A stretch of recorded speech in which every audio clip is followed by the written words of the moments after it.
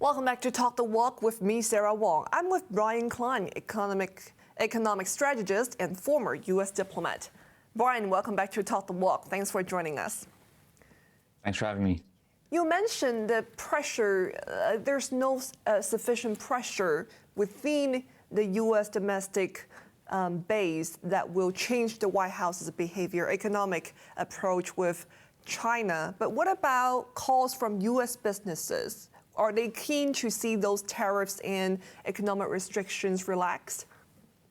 They are, and the recent U.S.-China Business Council report, they run these surveys of business executives in China, and when you read through it, you see it's a mixed bag, but there is still optimism on the side of U.S. businesses in China. They're expecting to increase their investment. They expect the market to continue growing, but an unusually high percentage, over 80%, said that the trade tensions are affecting their business. And that's not something you usually see in these reports. So there are these inklings that, things are bad and they're feeling it, but they can ignore it for now and keep as much as business as usual as possible.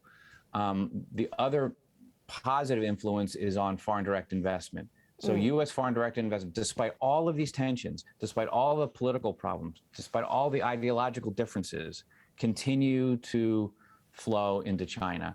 And investors tend to be optimistic. And their time horizons are much longer. It's not just short-term trade flows.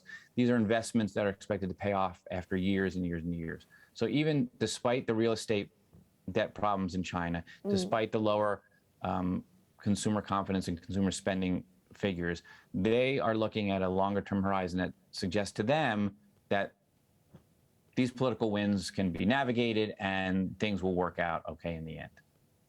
Now, President Xi Jinping reaffirmed Beijing's support for legal foreign investment, which plays a positive role for China's development, despite a wave of regulatory crackdown on the big tech and education sectors last year. Does that alleviate, to some degree, concerns of foreign businesses in China?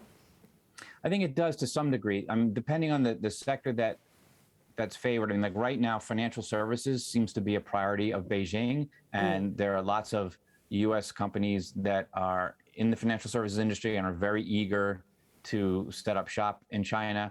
I remember over 20 years ago when I was in China, there was in the first inkling of foreign banks being able to open up, and Citibank was one of the few, but you only find one in downtown Beijing.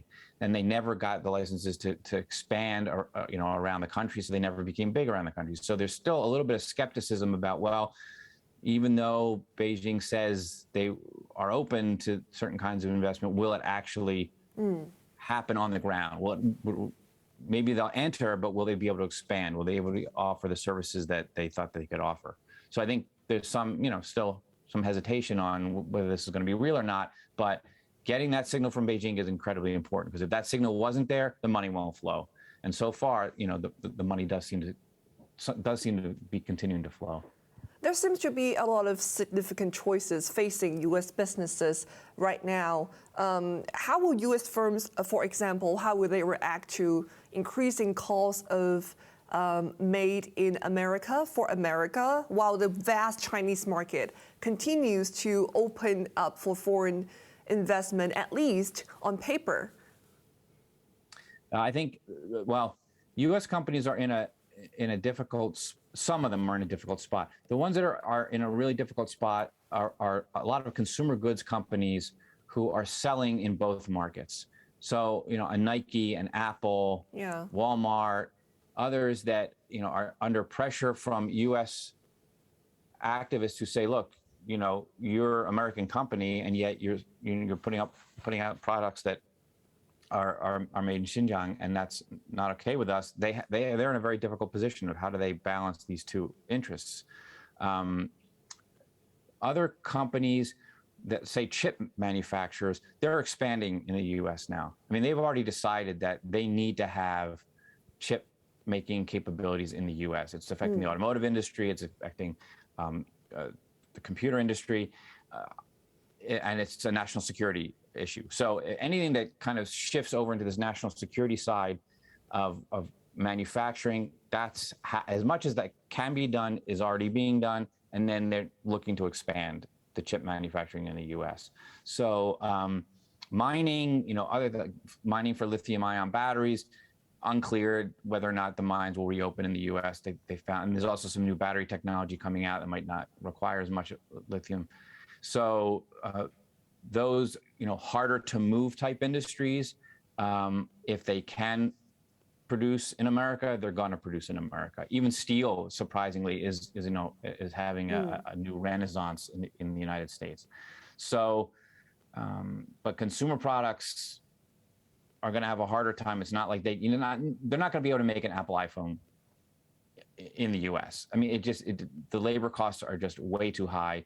Getting all of those parts, a lot of them are still made in China, so that's not going to be replaced anytime soon.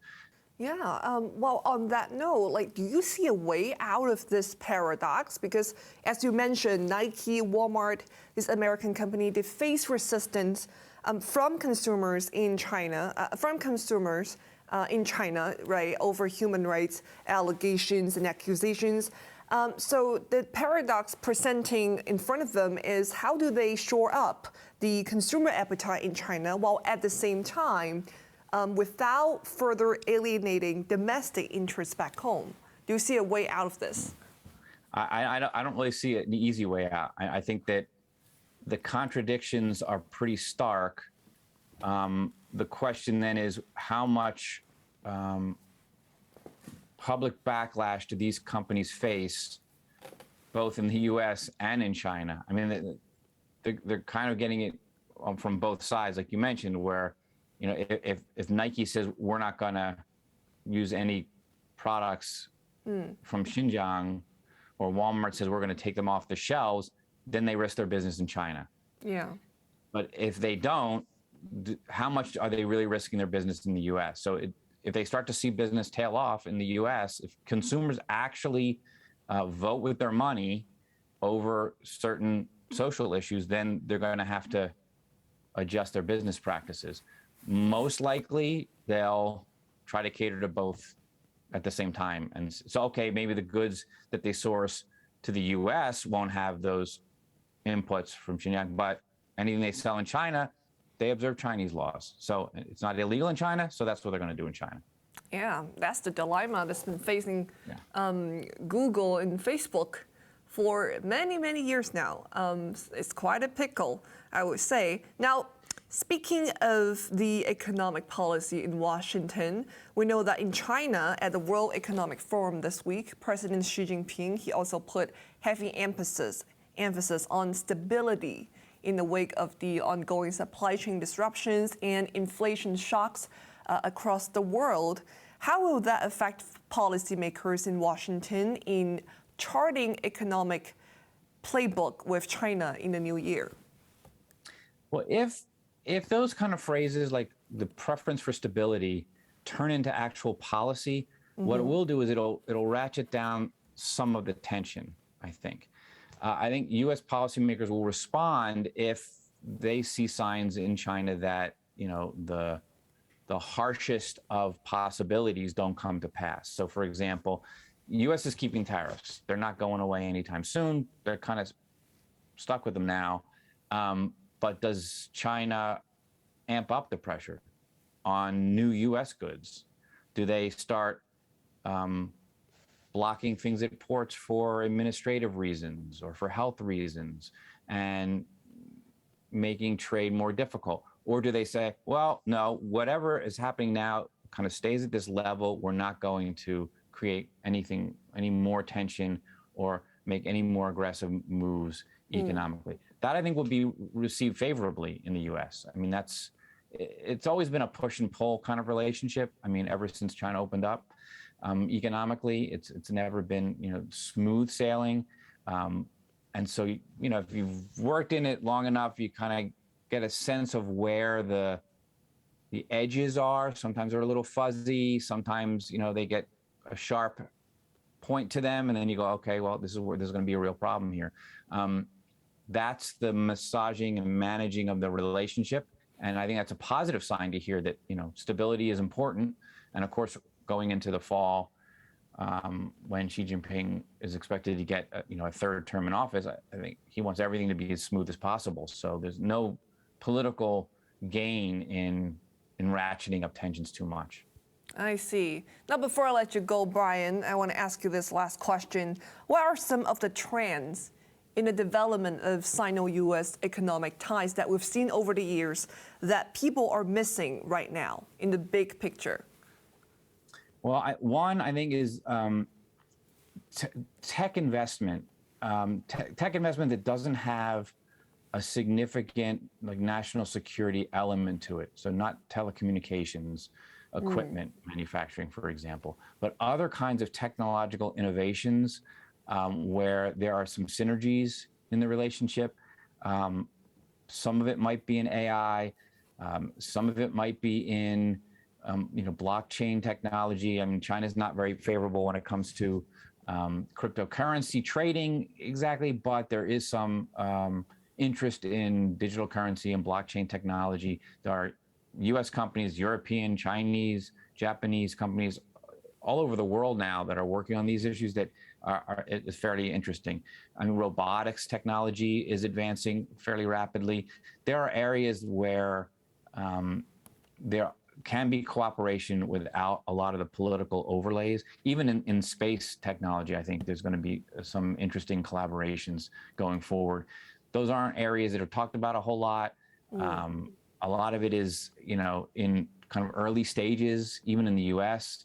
Some of this technology is in early stages. And also to some degree, in the biopharmaceutical areas, there can be some cooperation.